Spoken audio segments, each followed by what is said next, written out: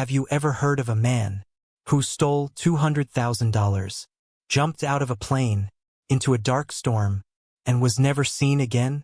No body, no arrest, no answer. Even today, nobody knows who D.B. Cooper really was. This is the greatest unsolved skyjacking in history. The date was November 24th, 1971. It was the day before Thanksgiving. Quiet man walked into an airport. He bought a one-way ticket. The flight was from Portland to Seattle. The ticket cost only a few dollars. He gave his name as Dan Cooper. Nobody noticed him. He looked normal. He wore a black suit, a white shirt, a thin black tie, dark sunglasses. He carried a small black briefcase. He was polite. He was calm. He was not nervous.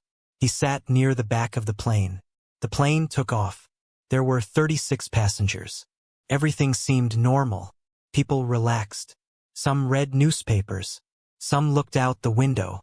Some talked with family. Then something changed. The man called a flight attendant. Her name was Florence Schaffner. She thought he was flirting. She smiled. She ignored him. Then he leaned closer. He quietly said, "Miss, you should read the note." She opened it. The words shocked her. "I have a bomb." Her heart raced. She looked at him. He slowly opened his briefcase. Inside, she saw wires, red sticks, a battery. It looked real. She believed him. He stayed calm. He made no loud threats. He did not scream. He simply gave instructions.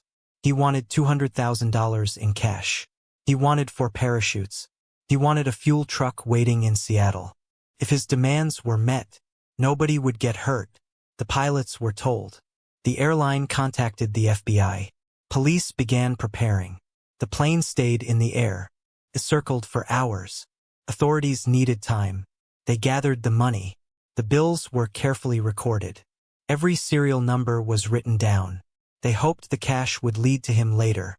The parachutes arrived. The fuel truck was ready. Passengers knew something was wrong, but they stayed quiet. Many had no idea. They were inside a hijacking. The plane finally landed in Seattle. Police stayed back. Nobody wanted to risk lives. The money was delivered. The parachutes were delivered. Cooper checked everything. Then he surprised everyone. He released all the passengers. They walked away safely. Most never saw him again. Only a few crew members stayed. The mystery was just beginning. The plane was refueled. The engines started again. Took off into the night. Only 4 people remained. The 2 pilots, a flight engineer, and 1 flight attendant. Cooper gave new orders. He wanted to fly toward Mexico, but the plane could not make it. It needed more fuel. So another stop was planned. The plane flew slowly, very slowly. The landing gear stayed down. The wing flaps stayed lowered. This made the plane easier to jump from.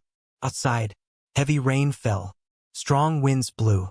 The sky was completely dark. Around 8 p.m., Cooper told the flight attendant to go to the cockpit. She obeyed. The cockpit door closed. Now, Cooper was completely alone. A few minutes later, the crew noticed something strange. A warning light flashed. Then, the back of the plane suddenly moved. It felt like someone had opened the rear stairs. A little later, the plane balanced again. Nobody saw Cooper. Nobody heard him. When the plane landed, police rushed inside. The money was gone. Cooper was gone. Only a black clip-on tie remained, and a few small clues. The parachutes were missing. The back stairs were open. Some believed he jumped into the storm from about 10,000 feet. At night, in freezing weather, over thick forests. Many experts said no one could survive. Others believed he planned everything. He knew exactly what he was doing. The FBI launched a huge investigation. It became one of the biggest cases in American history. Thousands of people became suspects. Former soldiers, skydivers, criminals, ordinary citizens. None of them could be proven to be D.B. Cooper. Years passed. Then, in 1980, a young boy made a shocking discovery. He found nearly $6,000 buried in the sand. Along the Columbia River, the serial numbers matched. It was Cooper's ransom money, but only a small part. The rest of the money was never found. Neither was Cooper. The FBI searched for decades. They chased hundreds of leads. Nothing solved the mystery.